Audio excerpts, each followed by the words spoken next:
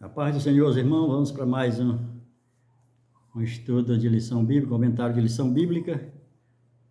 Nesta feita estamos concluindo o primeiro trimestre, estávamos estudando acerca de Gênesis. Hoje a lição de número 13, a última lição.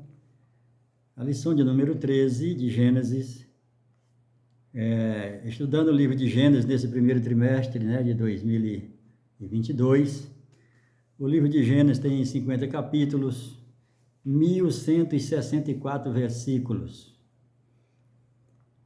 E a lição de número 13 está inserida do capítulo 41 ao 50.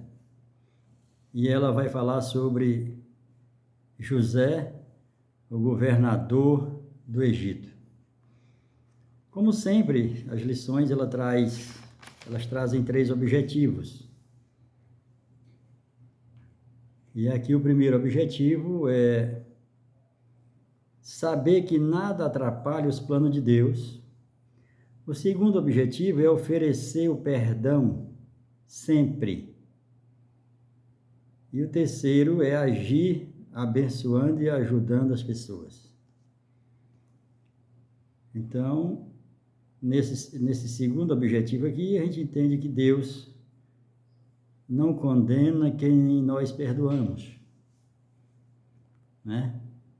Ficou isso registrado ali naquela mulher pega em adultério, quando Jesus vai ver lá aquele povo lá, e aquele povo não condena ela, apesar de terem julgado ela, de terem apresentado ela o pecado, né? Mas eles acusaram ela, na realidade, mas não conseguiram condenar. E o terceiro objetivo aqui é abençoando e ajudando as pessoas. Aqui está a diferença entre império e reino. Porque as igrejas como império, quando ela vê alguém, ela sempre se preocupa, eu não tenho como ajudar. Bom, já me pediu alguma coisa. Mas o reino é que se apresenta e diz, o que eu posso fazer por ti? Em que eu posso te ajudar? Essa é a diferença de quem tem visão de reino e já abandonou a visão de império.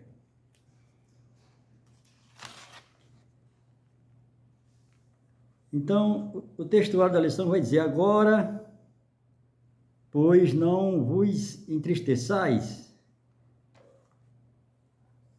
nem vos irriteis contra vós mesmos, porque por me haverdes vendido para o Egito. Porque para a conservação da vida, para a conservação da descendência de Abraão, Deus me enviou adiante de vós. Gênesis 45, 5. A verdade prática vai dizer, Deus está trabalhando mesmo quando não fazemos a menor ideia do que Ele está fazendo. O próprio Jesus, quando interpelado ali acerca do sábado, ele responde para os fariseus, dizendo, meu Pai trabalha até agora e eu também. Então, no reino, ninguém fica parado.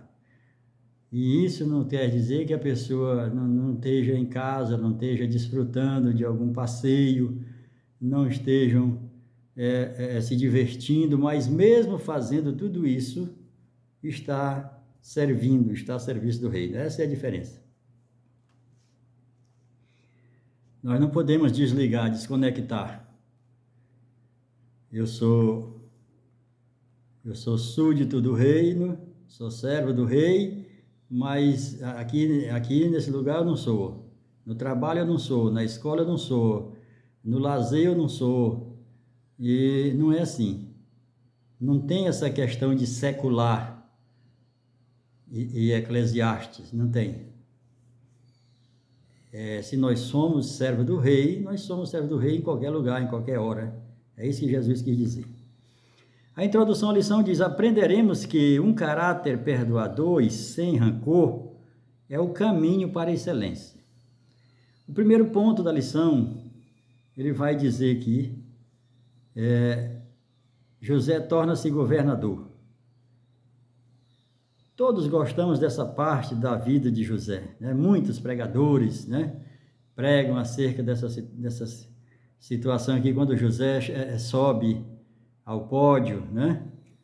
E como muito já foi cantado em vários hinos, né? As pessoas só vê quando sobe ao pódio, não vê quando a pessoa está lá no casulo, está lá escondido ali, como Gideão, malhando trigo no lagar, como José lá no calabouço. Só vê a pessoa quando está lá no pódio, né? Mas aqui está dizendo que todos gostamos dessa parte, mas ela é o resultado do que vem antes.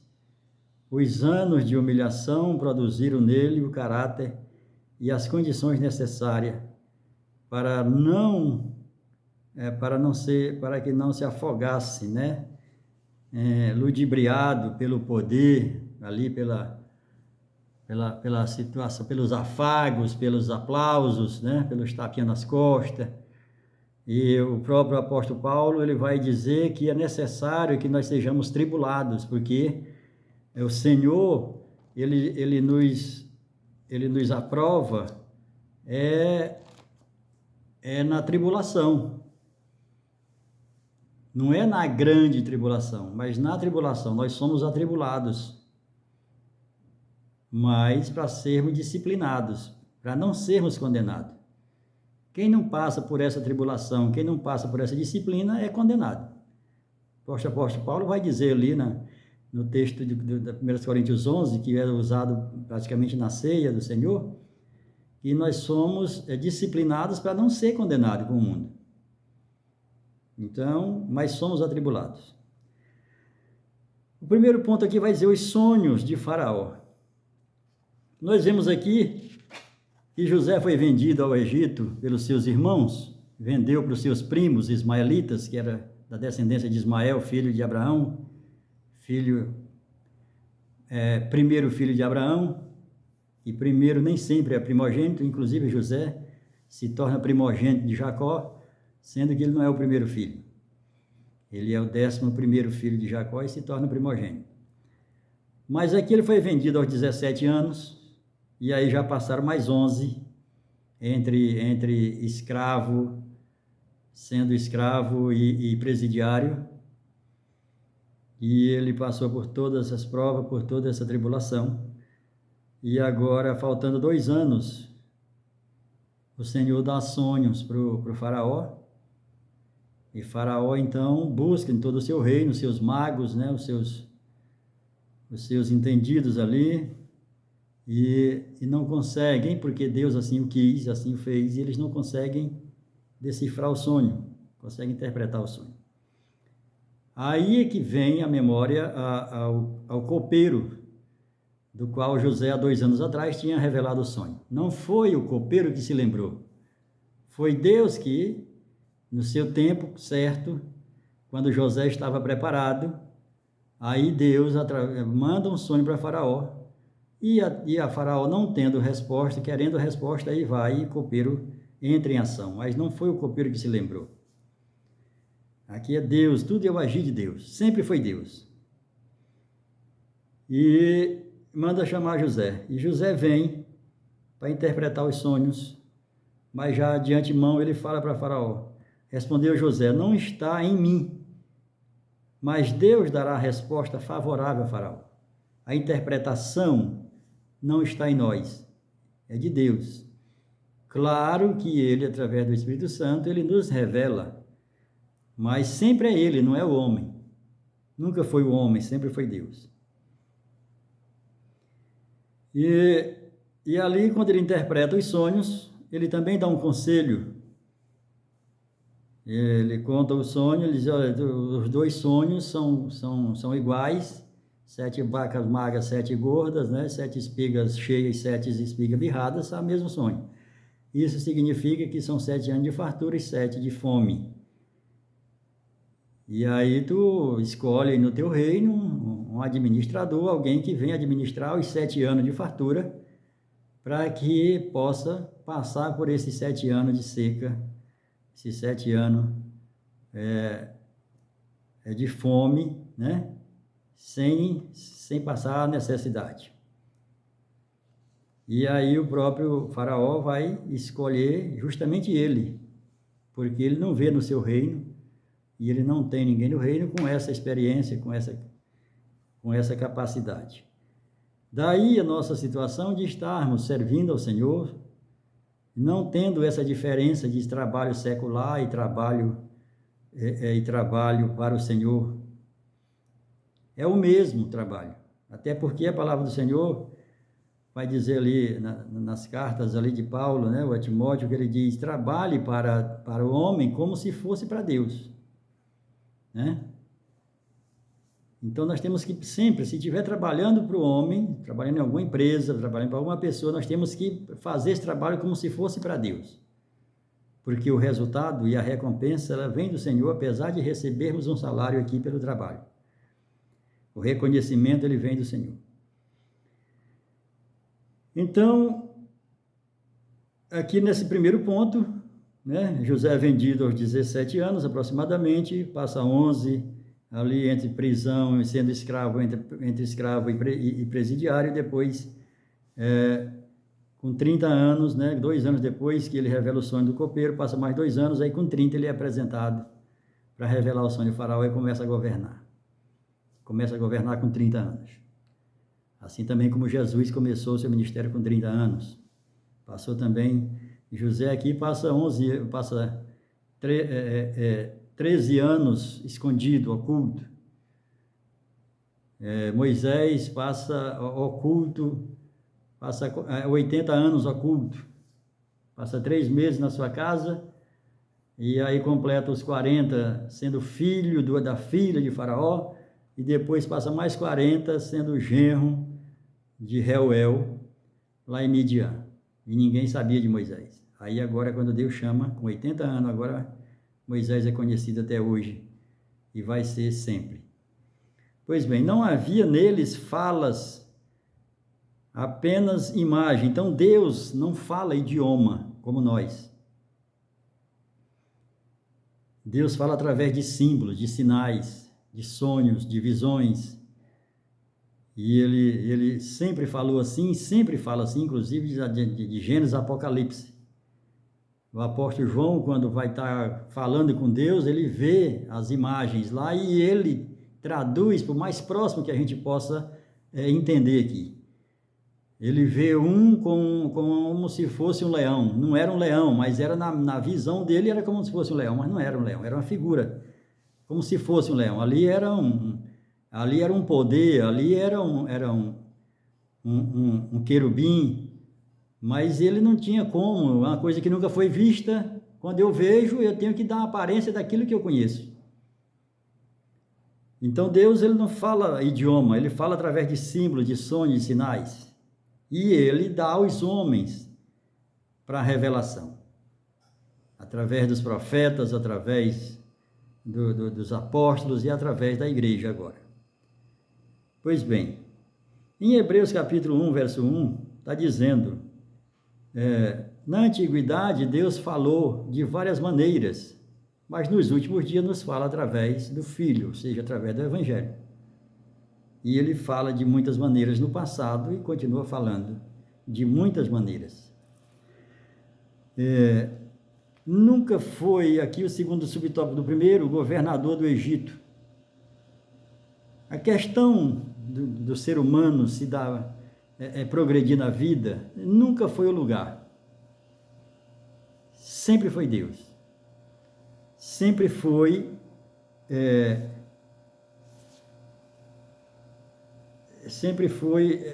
vamos dizer assim, a dimensão, em que dimensão nós estamos? Porque nós temos a frequência, nós temos a dimensão, para depois a presença. Enquanto a gente não está na frequência, a gente não se conecta na frequência, nós nunca vamos chegar na dimensão. Mas quando nós nos conectamos com a frequência, através do Evangelho, através da palavra, e nós deixamos essa palavra fazer essa mudança nas nossas vidas, aí nós estamos na dimensão. Estando na dimensão, aí vem a presença. Aquilo que Deus fala para Abraão, depois que ele passa pela frequência, depois que ele passa, que ele está na dimensão, aí Deus diz assim: Abraão, anda na minha presença e ser perfeito. Aí começa a andar, e aí Deus dá o filho da promessa, que é Isaac. Antes Deus não dava, Deus não deu, e passa a dar. José também precisou andar. Já tinha frequência que seus irmãos não tinham. Por conta da frequência, ele veio passando tudo isso para entrar na dimensão. Entrou na dimensão, agora está na presença. Glória a Deus por isso. Governador do Egito, disse ainda Faraó a José: eu sou Faraó, contudo, sem a tua ordem, ninguém levantará a mão ou pé em toda a terra do Egito.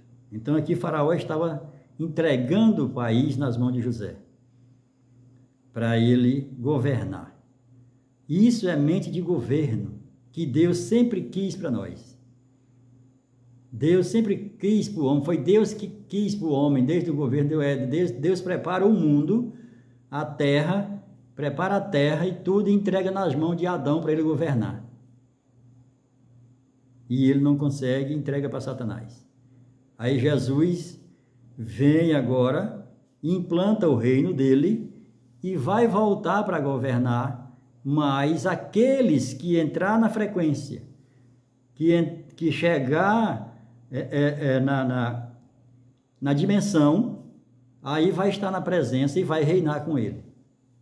Também não são todos os salvos que vão reinar com ele. É por isso que lá em Apocalipse, está nas 3 primeiras cartas, está dizendo: ao que vencer. Né? A primeira coisa é o que vencer. Depois, nas outras 4 cartas, vem a promessa e depois o que vencer. Mas na primeira, vem primeiro o que vencer. Porque não são todos os salvos que vão reinar. É salvo, mas não, uma questão de reinar é diferente. Por isso que Jesus ele veio pregar o evangelho do reino. E o evangelho do reino está sendo pregado e está sendo, de certa forma, agora que Deus, nesses últimos anos, está levantando um povo da igreja para pregar o evangelho do reino. Porque antes a igreja se acomodou e não avançou com esse evangelho do reino. Continuou pregando o evangelho da graça, o evangelho da salvação. Vamos parar de pregar o evangelho da graça, da salvação? De maneira nenhuma, mas vamos pregar o evangelho do reino. Ensinar as pessoas o que é reino. Para elas se desligar do mundo, é necessário se conectar com o reino. E o terceiro e último tópico do primeiro vai dizer: esposa e filhos. Quando José começa a reinar, ali Faraó levanta ele como governador, e aí Faraó fala para ele escolher uma esposa e ele escolhe. Em Provérbios 19:14 vai dizendo assim: casas, empresas, herança é deixada pelos pais, é dada pelos pais. Agora, uma mulher prudente vem do Senhor. Então, nós vimos aqui que não teve namoro, não teve noivado, mas o Senhor já tinha preparado aqui para José, assim como se tinha separado para Isaac, que nem foi ele que escolheu, foi o pai dele que mandou o seu servo ir buscar nos seus familiares, dos familiares de Rebeca, e ele foi lá pela direção de Deus, do Espírito Santo, ele trouxe a mulher certa, porque é de Deus que vem. O segundo ponto aqui fala: José perdoa seus irmãos. Né? Não é fácil, mas é necessário. Quando os anos de escassez e seca iniciaram, passaram ali os 7 anos de seca, os 7 anos de bonança, de fartura, José ajuntou tudo. No primeiro ano, as pessoas começaram a sentir fome, começaram a descer para o Egito em busca de alimento. E não foi diferente com a família de José, né? Jacó e seus filhos. E eles vão atrás do Egito, atrás de mantimento. E aqui nós observamos a palavra mantimento, que está lá acerca dos dízimos, para que haja mantimento. Isso aqui é comida. Mantimento significa comida, não é construção de templo, não é compra de equipamento, né? A questão do uso dos dízimos. Os dízimos é entregue ao sacerdote para comida, para mantimento. E aí a fome chega, né? fome e confortação. Eles, porém, não sabiam que José os atendia porque eles falava por intérprete. Então Jacó, ficando sabendo que no Egito tem alimento, tem trigo, né? E aí manda os seus filhos para comprar alimento. Chegando lá, se apresenta para José, e José os conhece, mas José não fala, apesar de falar o idioma deles, né? Que era o hebraico, né? E José, para não se dar a conhecer, fala com eles através de intérprete, e eles não o reconheceram, né? E aqui, já se passado 22 anos, né?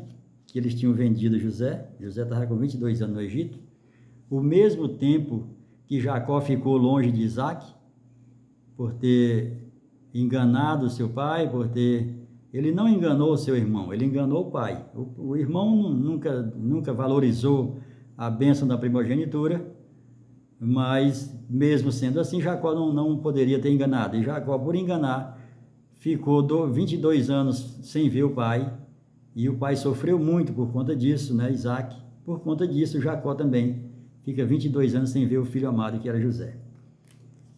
Pois bem, José estava a cerca de 400 quilômetros, né, de Canaã, e 22 anos longe do pai, e quando encontra seus irmãos vão atrás de alimento, sabendo que quem tem sempre são os filhos de Deus.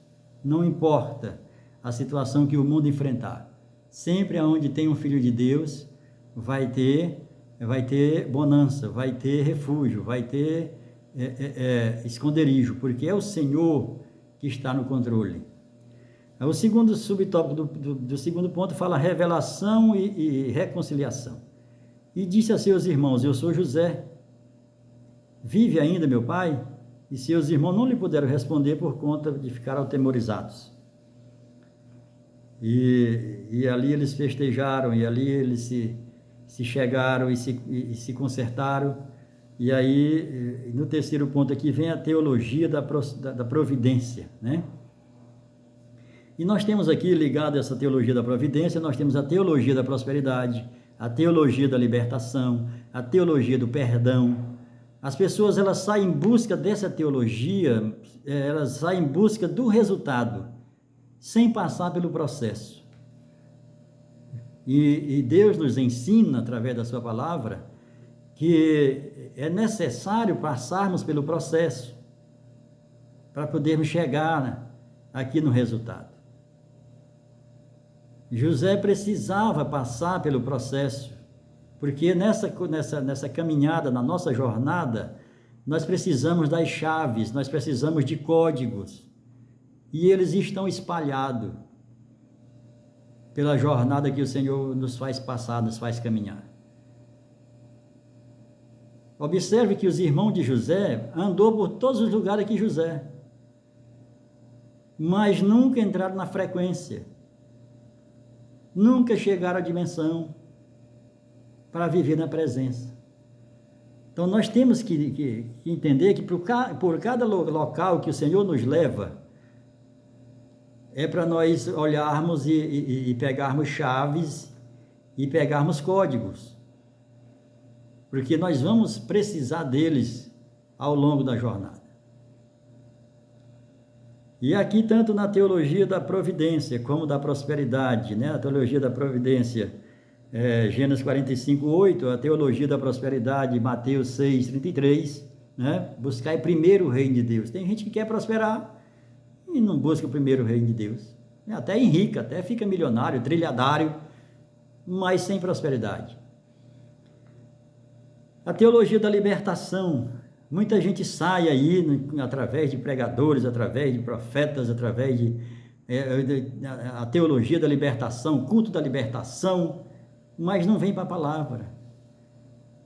O que liberta é conhecer a palavra, conhecer a Deus. Você não vê, conhecereis, fareis jejum e será liberto, né? Fareis campanha e será liberto. Não, você vê na palavra, em João 8:32, diz assim: conhecereis a verdade e será liberto. E isso as pessoas não querem. As pessoas não querem ter trabalho, as pessoas não querem queimar a vista lendo a palavra do Senhor, meditar na palavra do Senhor de dia e de noite, como está dizendo aqui. Elas querem ali um fast food ali pronto, ali, um delivery, entregue pronto na hora. Não tem processo, não teve trabalho nenhum. E não é assim. E também a teologia do perdão. Teologia do perdão, Mateus 6,15. Se eu não perdoar, se eu não liberar perdão, Deus não me perdoa. Não adianta eu pedir perdão para Deus se eu não perdoei aquele a quem me feriu. E o perdão nunca é dado para quem merece. Senão não é perdão. O perdão só é liberado para quem não merece. Ou esqueceram do que aconteceu conosco quando Jesus nos perdoou lá na cruz. Vamos para o terceiro e último ponto, fala os últimos dias de Jacó e José. Fechando aqui o ponto. Através de José, Deus salvou a nação de Israel e abençoou o Egito. Posteriormente, ele levantaria outro maior do que José,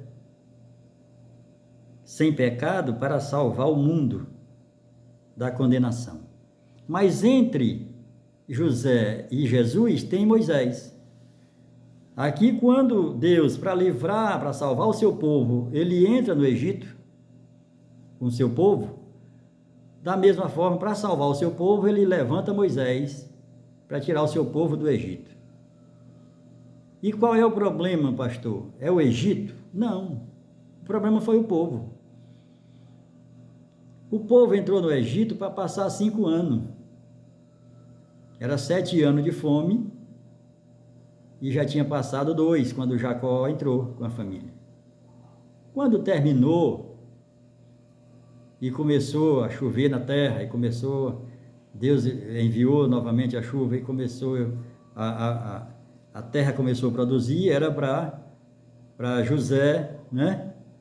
E o próprio Jacó, que ainda vivia, chegar para Faraó e disse: olha, Faraó, obrigado, nós queremos te agradecer, que Deus continue te abençoando, te prosperando, foi uma bênção, tu nos acolheu aqui, mas agora voltou a chover. Né? Agora nós vamos para o nosso lugar. Mas não, ficaram. E essa foi a situação. Nunca foi o lugar.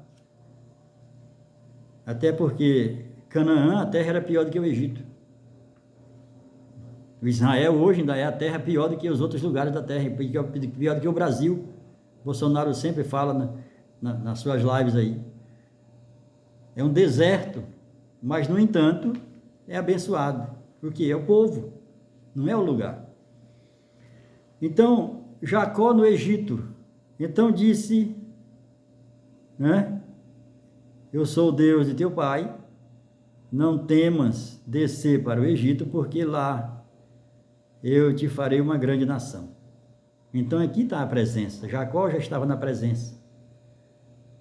Jacó já tinha passado pela sua jornada, aí tinha entrado na frequência, entrado na dimensão, e agora estava na presença. Eu estou contigo.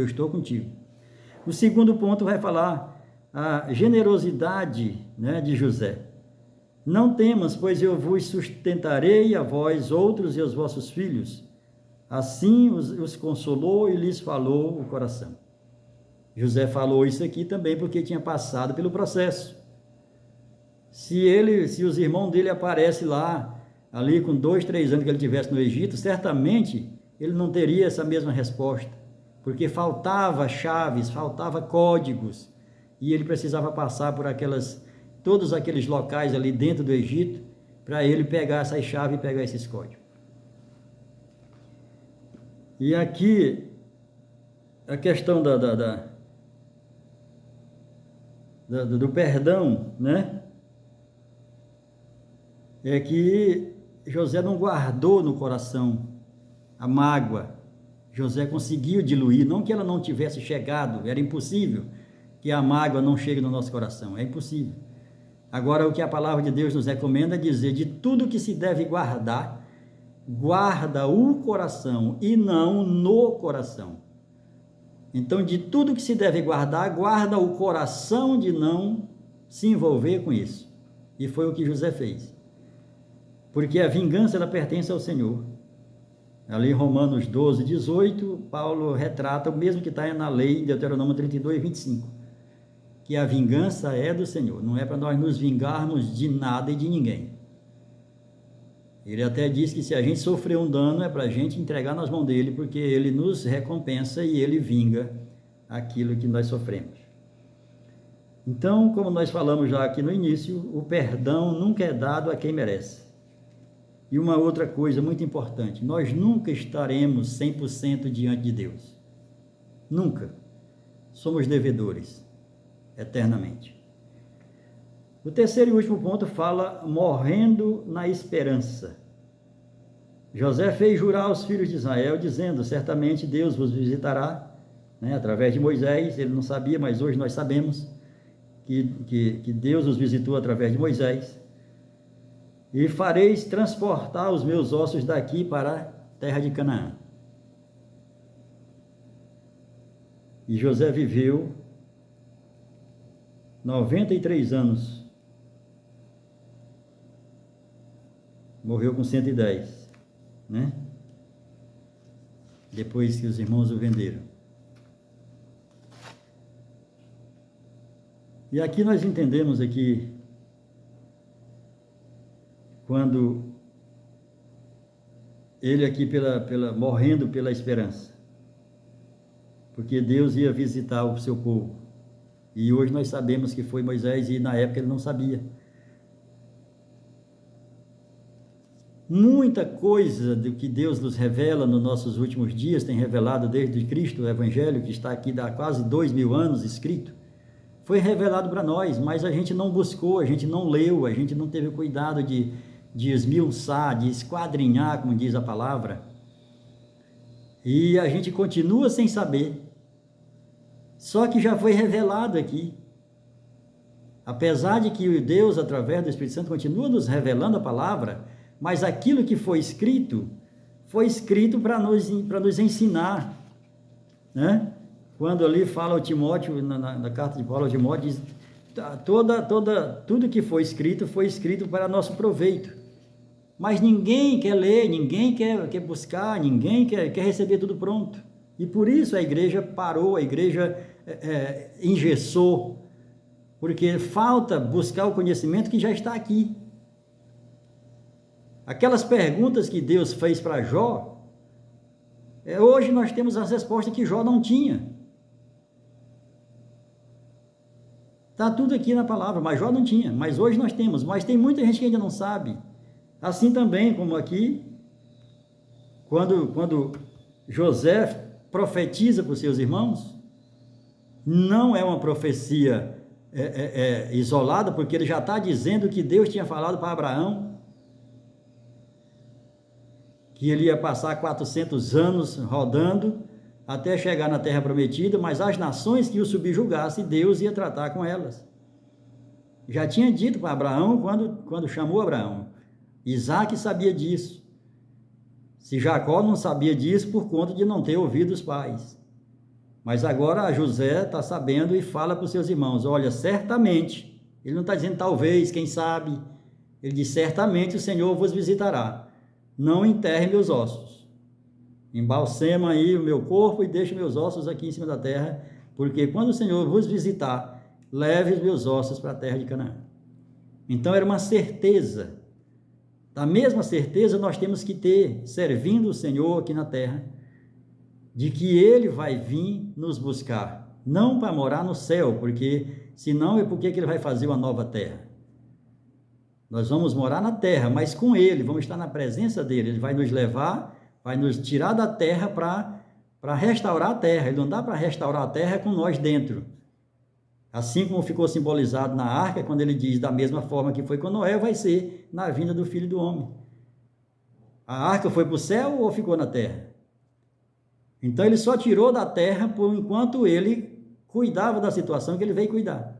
Da mesma sorte vai cuidar da terra. Ele vai restaurar a terra que foi amaldiçoada lá quando Adão entregou para Satanás. Deus amaldiçoou a terra daquele tempo e até hoje a terra é amaldiçoada. E o que é que causa? Por que a terra não foi destruída? Por conta da igreja, por conta do povo de Deus aqui na terra. E por conta da igreja o Senhor mantém a terra. Nós somos o sal. Então a carne não apodrece, porque o sal está na carne. A igreja, ela mantém o mundo até o Senhor, chegar o tempo do Senhor enviar o seu Filho, né?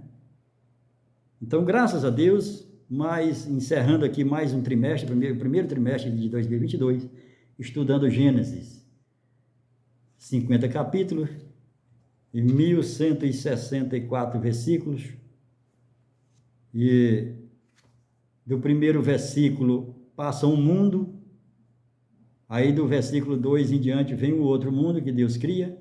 O primeiro mundo, quem governou foi Lúcifer, ainda na presença de Deus. Depois ele se rebela, aí Deus cria agora esse mundo, e no capítulo, a partir do verso 2, Deus é o mundo ali da criação, e depois do capítulo 2 em diante é o mundo da formação.